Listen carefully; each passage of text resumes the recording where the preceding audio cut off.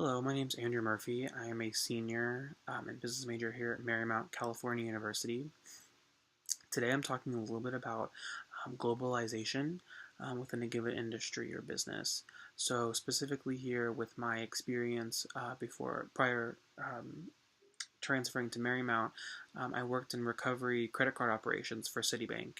And I did see a lot of different globalized factors in that, with moving work, outsourcing jobs to other countries, and then communicating and keeping in tune with how the company would frequently change certain processes and technologies to supplement these changes. So, generally, globalization is the interconnectedness of all the different factors within a business, and then also keeping in mind with all of these different outside norms and forces that allow you to get in tune with the whole world and get this connection going in between countries instead of being in one mere area. So, um, so we get into this thing where we have this environment of different forces that management has to now look after. So like technological, demographics. There's also economic, political, legal, and sociocultural is a big one.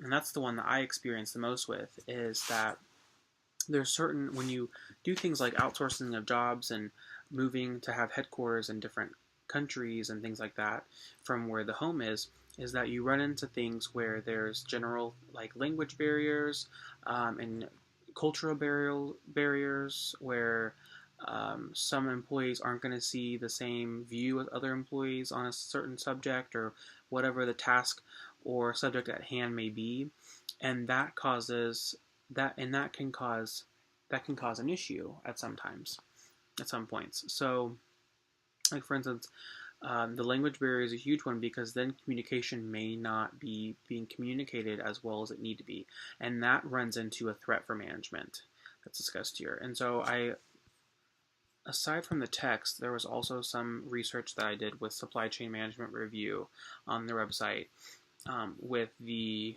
large banking industry, the global banking industry, and how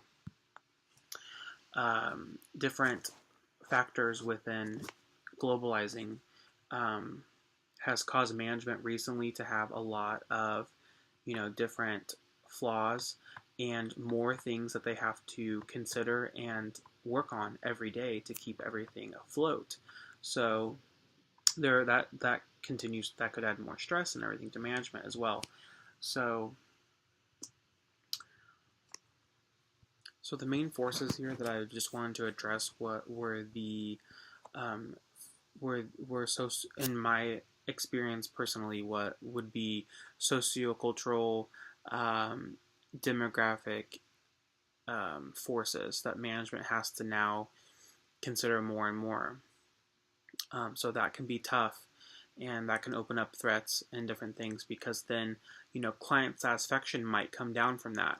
And so now management has to look at a strategic plan in order to maybe get that back in a more positive direction where clients are going to be more satisfied, because that's really the main goal, is that's how the well-being of the business and to get that competitive advantage of other institutions is to have overall better client satisfaction.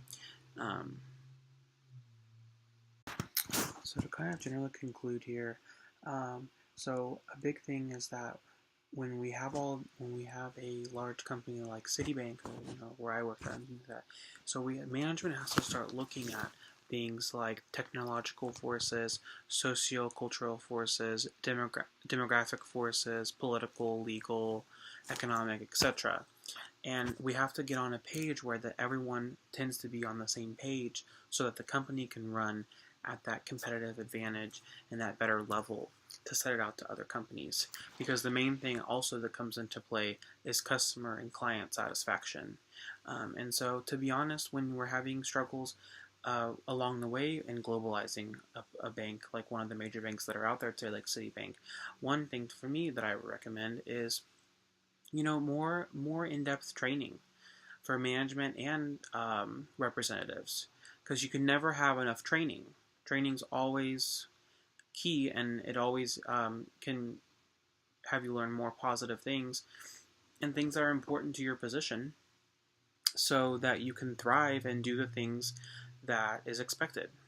So that would be a recommendation I would have. And then also another thing is to maybe have an alternative course of action, like having restrictions on certain things being globalized within the company. Maybe some things aren't meant to be happening in other places and stuff like that, to where you can have certain, areas of control. That's a big, part of the whole big picture of it. So that was my spiel on this, and that is it. Thank you for your time.